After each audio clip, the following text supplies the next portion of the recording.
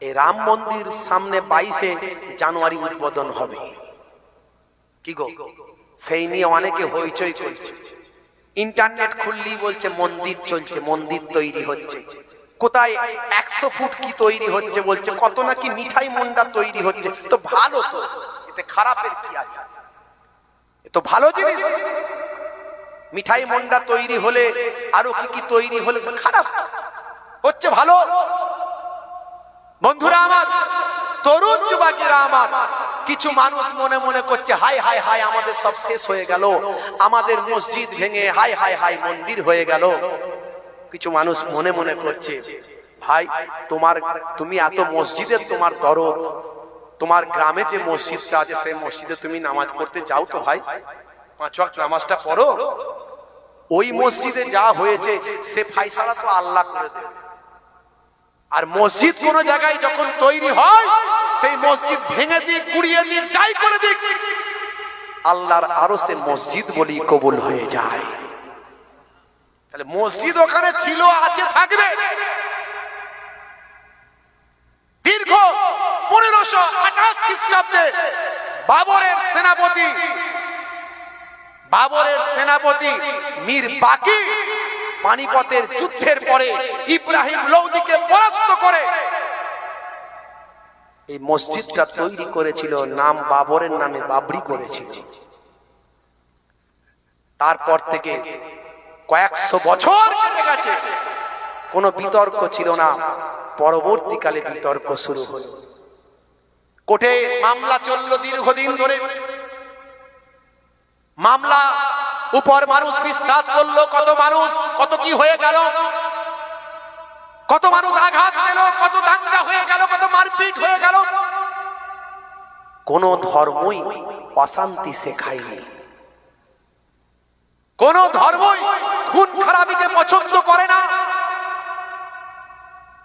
স্বামী বিবেকানন্দজি বলেছিলেন, জীবে প্রেম করে যেই জন, সেই জন সেবিছে ঈশ্বর। 1450 বছর আগেও নবী আমার জানিয়ে দিয়ে গেছে, ইসলাম বলেছে লা ইয়ারহামুল্লাহু মান লা ইয়ারহামুন নাস, যে মনুষ্য জাতির উপর দয়া করে না, মহান স্রষ্টা তার উপর দয়া করেন না।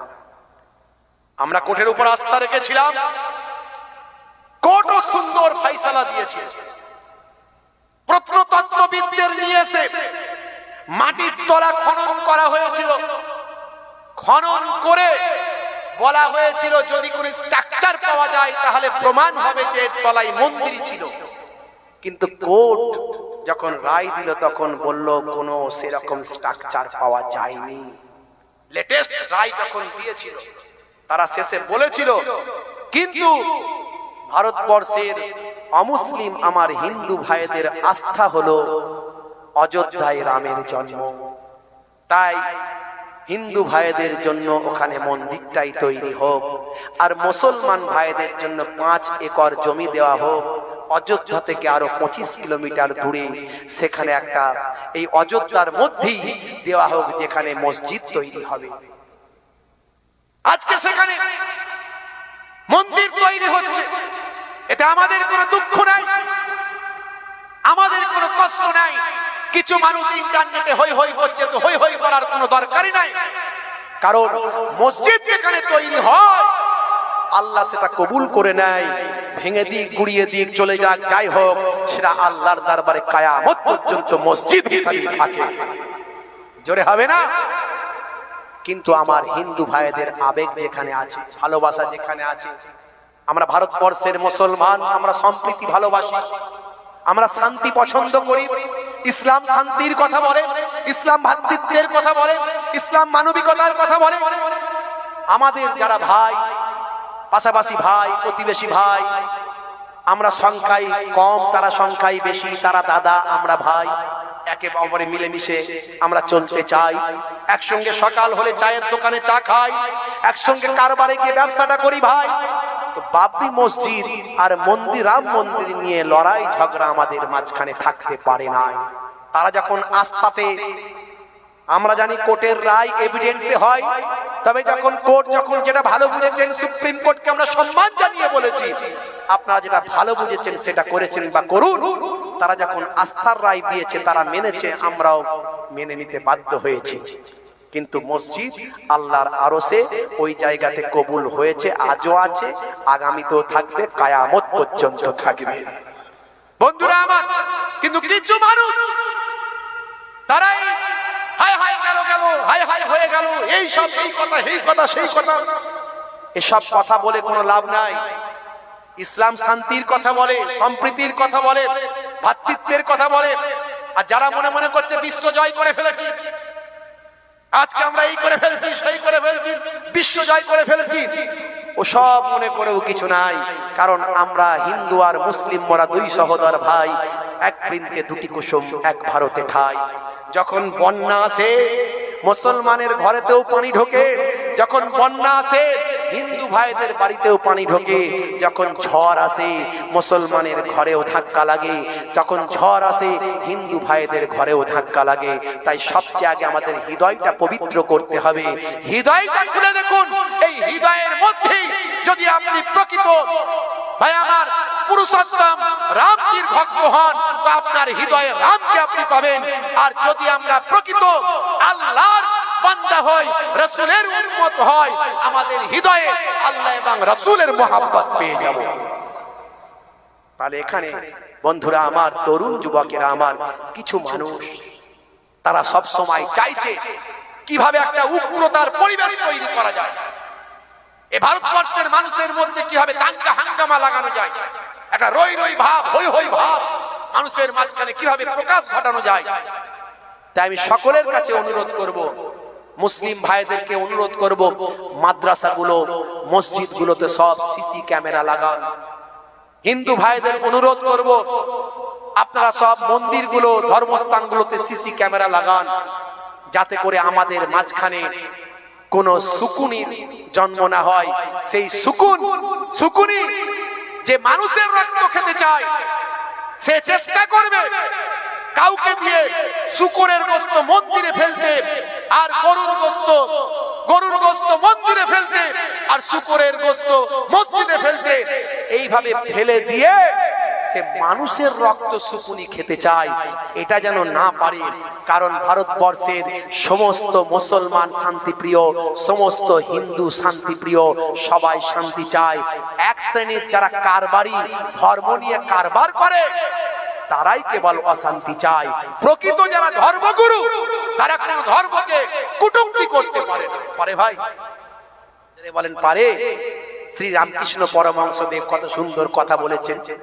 তিনি বলেছেন, যত মত তত পথ। শান্তির কথা বলেছেন। ভাই আমার, দোস্ত আমার, বড় বড় অথার পণ্ডিতেরা বিভিন্ন ধর্মের সম্পর্কে কত সুন্দর সুন্দর উক্তি দিয়েছে। এক শ্রেণীর মানুষকে কোরআন সম্পর্কে ভুল বোঝানো হয়। কোরআন ও শান্তির কথা কত সুন্দর ভাবে বলেছে। কোরআন মাজিদ জানিয়ে দিয়েছে, লাকুম দীনুকুম ওয়ালিয়া দ্বীন, তোমার ধর্ম তোমার দিন, তোমার ধর্ম তোমার কাছে, আমার ধর্ম আমার কাছে। অন্য জায়গায় আবার বলছে, লা ইকরাহ ফিদ্দীন, ধর্মে কোনো জবরদস্তি নাই, জোর করে ধর্ম পালন হয় না। কত সুন্দর কথা কোরআন বলেছে, কত সুন্দর কথা মনীষীরা বলেছে। কিন্তু এক শ্রেণীর ভণ্ড, যারা ভণ্ড বাবা, এক শ্রেণীর ভণ্ড কারবারি, তারা কিন্তু বারবার ভণ্ডামি করার চেষ্টা করে। আমি এই কথা আপনাদের মাঝখানে অনেক উদাহরণ আমার আছে, আমি সেই উদাহরণের দিকে যাচ্ছি না। হে তরুণ যুবকেরা, হে আমার বন্ধুরা, হে আমার মুরব্বিয়ানেরা, বারবার কিছু মানুষ হিন্দু মুসলমানের মধ্যে দাঙ্গা হাঙ্গামা লাগানোর জন্য বিভিন্ন বিভেদমূলক কথাবার্তা বলে থাকেন। হে তরুণ যুবকেরা, আপনারাই রিসেন্ট দেখেছেন দুইজন মুসলমানের নাম করে ভাই আমার রাম মন্দির উড়িয়ে দেওয়া আমার কথা ইন্টারনেটে বলেছেন। হে জওয়ান যুবকেরা, পরবর্তীকালে হে জওয়ান যুবকেরা, ইউপির গোয়েন্দা পুলিশেরা তারা ইনকোয়ারি করে দেখছেন যে দুজন রাম মন্দির উড়িয়ে দেওয়ার কথা বলেছিল, ধ্বংস করার কথা বলেছিল, তারা মোটেও মুসলমানের সন্তান নয়। নয়। হে তরুণ যুবকেরা, হে আমার মুরব্বিয়ানেরা, কারণ মনে রাখবেন, যারা প্রকৃত মুসলমান তারা কখনো অপরাধ করতে পারে না, যারা প্রকৃত মুসলমান তারা কখনো অন্যায় করতে পারে না, যারা প্রকৃত মুসলমান তারা কখনো অপরের ধর্মে আঘাত করতে পারে না, অপরের ধর্মস্থানে আঘাত করতে পারে না। আর যারা প্রকৃত হিন্দু তারাও কিন্তু কখনো অন্য ধর্মের আমার ধর্মস্থানে আঘাত করতে পারে না। যারা প্রকৃত খ্রিস্টান তারাও কখনো অন্য ধর্মের ধর্মস্থানে আঘাত করতে পারে না, কারণ প্রত্যেকটা ধর্মই শান্তির কথা বলে, প্রত্যেকটা ধর্মই পরধর্মে সহিষ্ণুতার কথা বলে। হে তরুণ যুবকেরা, হে আমার মুরব্বিয়ানেরা, আগে মানুষ হতে হবে তারপর মুসলমান হবেন, আগে মানুষ হতে হবে তারপর হিন্দু হবেন, আগে মানুষ হতে হবে তারপর খ্রিস্টান হবেন, জৈন বৌদ্ধ হবেন। যদি আপনি মানুষ হতে না পারেন, আপনি মুসলমান হতে পারলেন না। আপনি মানুষই তো হতে পারেন না, কিসের মুসলমান? মুসলমান হলে কাউকে গালাগালি করতে পারবে না, পারবে? কাউকে গালাগালি করতে পারবে? আল মুসলিমু মান সালামাল মুসলিমুনা মিন লিসানি ওয়া ইয়াদিহি। ওই ব্যক্তি মুসলমান হতে পারে না যার জবান দ্বারায় হাত দ্বারায় অপর ভাই কষ্ট পায়। কার কথা? বিশ্ব নবীর কথা। নবীজি বললেন, আমি জাহান্নামায় দেখতে পেলাম, মেরাজে গিয়ে জাহান্নামায় জিভটাকে টেনে বের করে টাঙিয়ে দেওয়া হয়েছে, জাহান্নামার আগুনে পোড়ানো হচ্ছে। এই মহিলাগুলোকে আমি জিজ্ঞাসা করলাম, এরা কারা? বলে, যাদের জবান দিয়ে, যাদের মুখ দিয়ে, জিহ্বা দিয়ে অপর মহিলাদের, অপরদের এমন কড়া কড়া কথা বলতো, যার দ্বারায় তারা অতিষ্ঠ হয়ে উঠতো। আমার আল্লাহ ওই সমস্ত মহিলাদেরকে শাস্তি দিচ্ছে। হে তরুণ যুবকেরা, যে সমস্ত মহিলারা অবৈধভাবে যৌন ক্রিয়াকর্মে লিপ্ত, অবৈধভাবে তারা যৌনতা মানুষের কাছে প্রকাশ করে, যারা রাস্তাঘাটে স্বল্প পোশাক পরে নিজেদের শরীরের ভাই আমার অংশকে মানুষের কাছে খোলামেলার চেষ্টা করে, যে সমস্ত মহিলারা, হে তরুণ যুবকেরা, নায়িকা গায়িকাদের মতো পোশাক পরে পুরুষ মানুষের কাছে নিজেদের বহিঃপ্রকাশ করানোর চেষ্টা করে, পুরুষ মানুষদের কাছে নিজেদের আকর্ষণ করে তোলার চেষ্টা করে, স্বল্প পোশাক পরিহিতা, পাতলা পোশাক পরিহিতা, নিজেদের শরীরের অঙ্গ প্রত্যঙ্গ প্রদর্শন করা মহিলারা, এই সমস্ত মহিলারা যারা ছিল, হে তরুণ যুবকেরা, আল্লাহর নবী বলেন, আমি জিজ্ঞাসা করলাম, ওই মহিলারা কারা? যাদের বক্ষাদেশ, যাদের বুকের উপর শিক দিয়ে টেনে জাহান্নামের আগুনে টাঙিয়ে দেওয়া হয়েছে, তাদের সারা শরীরটাকে জ্বালিয়ে দেওয়া হচ্ছে, যাদের বুকেতে শিক দিয়ে টাঙিয়ে দেওয়া হয়েছে। ফারিস্তা সেই সময় বলেছিলেন, এই মহিলাগুলো সমাজের বুকে, মানুষের মাঝখানে নিজেদের যৌনাঙ্গকে প্রকাশ করার চেষ্টা করত, নিজেদের শরীরকে হায়া শরম লজ্জাকে সরিয়ে দিয়ে নিজেদের শরীরকে বহিঃপ্রকাশ ঘটানোর চেষ্টা করত, নিজেদের শরীরকে উন্মুক্ত করার চেষ্টা করত, নিজেরা ব্যভিচারে, অন্যায় অপরাধে লিপ্ত ছিল, অশ্লীলতার মধ্যে লিপ্ত ছিল। ইয়া রাসূলুল্লাহ, হাবিবাল্লাহ, ওই শ্রেণীর মহিলাদের এইভাবে জাহান্নামের আগুনে শাস্তি দেওয়া হচ্ছে। হে তরুণ যুবকেরা, হে আমার মুরব্বিয়ানেরা, শুনে রেখে দিন বাবা, জেনে রেখে দেন। হে মুসলমান, একটুখানি লক্ষ্য করুন, হে জওয়ান যুবকেরা, আরো 3 ধরনের মহিলা ছিল। তার মধ্যে একটা হলো যারা অপবিত্র অবস্থায় থাকত, হায়েজ নেফাস থেকে তারা পবিত্র হতো না। যখন হায়েজ কমপ্লিট হয়ে যেত, নেফাস যখন কমপ্লিট হয়ে যেত, ঋতুকালীন সময় যখন তাদের পরিপূর্ণ হয়ে যেত, সময় যখন পার হয়ে যেত, যখন তাদের জন্য গোসল করা ফরজ হয়ে যেত, তখন তারা গোসল করতো না, তারা অপবিত্র নাপাক অবস্থায় তারা থাকতো। এইভাবে স্বামীর সঙ্গে তারা রাত কাটাতো, স্বামীর সঙ্গে জীবন যাপন করত। হে তরুণ যুবকেরা, তারা পবিত্র হতো না, নাপাকি থেকে পাক হতো না। আবার ফরজ গোসল যদি প্রয়োজন হয়, ফরজ গোসল করতে তারা অবহেলা করত। স্বামীর সঙ্গে সময় কাটিয়ে, স্বামীর সঙ্গে রাত্রি যাপন করে, নিশি যাপন করে, সকাল সকাল ফজরের আগে তারা গোসল করতো না, কিংবা তাড়াতাড়ি তারা গোসল করতো না। সারাদিন তারা নোংরা অবস্থায় থাকতো, অপবিত্র অবস্থায় থাকতো। এই শ্রেণীর অপবিত্র মহিলাদেরকে জাহান্নামের আগুনে শাস্তি দেওয়া হচ্ছে। হে তরুণ যুবকেরা, যুবকেরা, এ আমার মুরব্বিয়ারা, শুনে রেখে দিন বাবা, জেনে রেখে দেন। আর এক শ্রেণীর মহিলা যারা পরনিন্দা করত, আজকে এর কথা কালকে ওর কথা, পুকুরের পাড়ে দাঁড়িয়ে দাঁড়িয়ে কি বল, অমুকের বউ এই করেছেন, তমুকের বউ এই করেছেন, এই ছেলে ওই করেছেন, ওই অমুক মেয়ে এই করেছেন, সে পালিয়ে গেছে, সে অমুকের সঙ্গে অমুক করেছেন, এইভাবে পরনিন্দা করায় তারা অভ্যস্ত। এরকম পরনিন্দা চগলখড়ি করতে যারা পছন্দ করেন, আল্লাহর নবী বলেন, তুমি কি তোমার মরা ভাইয়ের গোশত খেতে পছন্দ করো? যদি তুমি তোমার মরা ভাইয়ের গোশত খেতে পছন্দ করো, মনে রাখবে যে বান্দা চগলখড়ি করবে, যে বান্দা পরনিন্দা করবে, সে তার মরা ভাইয়ের গোশত খেল।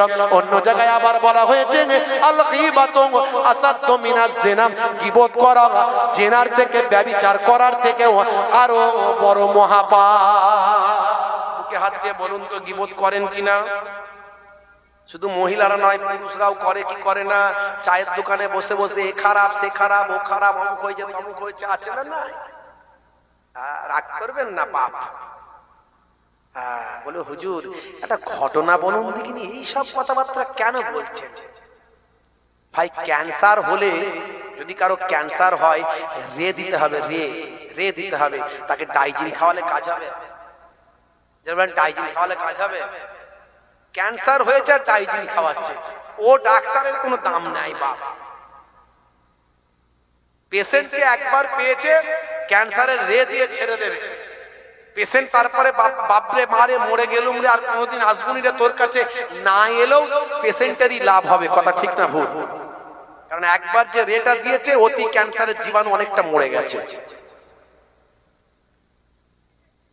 গীবত শিকায়েত করবেন না, চগলখড়ি করবেন না। হে তরুণ যুবকেরা, আল্লাহর নবী আরেক ধরনের মহিলাদের দেখলেন, ফারিস্তাকে জিজ্ঞাসা করলেন, এদের কি কারণে শাস্তি হচ্ছে? সেই সময় ফারিস্তা বলল, এই সমস্ত মহিলারা হিংসা করত, হিংসা। এই হিংসা করে কি করে না? হে তরুণ যুবকেরা, ছোট ভাইয়ের স্ত্রী বড় ভাইয়ের স্ত্রীর উপর হিংসা আছে না নাই? জোরে বলেন, আছে না নাই? আজকে হঠাৎ করে একটা ইন্টারনেটে ভিডিও চোখের কাছে চলে এলো, 3 ভাই মিলে একটা মেয়েকে বিয়ে করেছে বাংলাদেশে।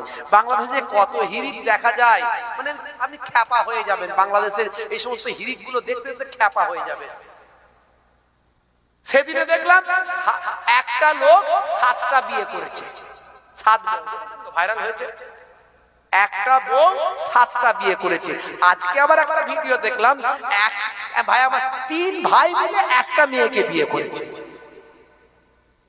কত খ্যাপা যে দেখবো, কি বলে না, কি একটা, ও বাবা তোমার দরবারে সব পাগলের খেলা।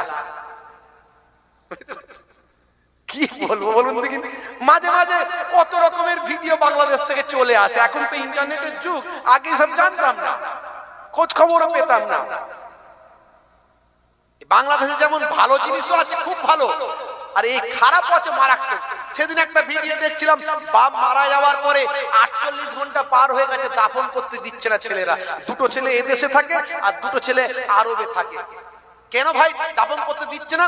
না ভাই ভাই ঝগড়া, সব বাপ মারা যাওয়ার আগে জায়গা সব লিখে ভাগ করে দেয়নি তো, যতক্ষণ না ভাগ হচ্ছে বাপকে কবরে ঢুকতে দেবো নি। গ্রামের লোক বলছে, ওরে ভাই এতে ডেড বডি থেকে গন্ধ বেরোতে শুরু করেছে, তাড়াতাড়ি দাফন করতে দে।